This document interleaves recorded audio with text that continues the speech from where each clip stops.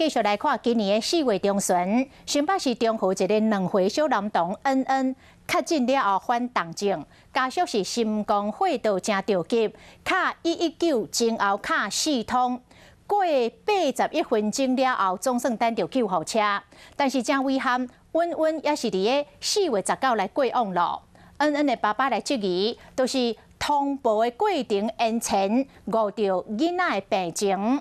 这个爸爸是请求会当来公布到通联的记录，查清楚消失的81分钟到底是发生什么代志。希望其他的囡仔唔通像伊后生安尼拄到同款的状况。第一通拨通之后，为什么到7点20分救护车才有办法到达我的家里啦？这开嘴讲话，就讲到脑讲甜，因为9月进前厝内2岁宝贝仔囝染疫，刚刚前送病院，不幸过身。我们也想要知道说，他在接受了我们夫妻双方分别的电话求救之后，他们自己的内部的横向联系。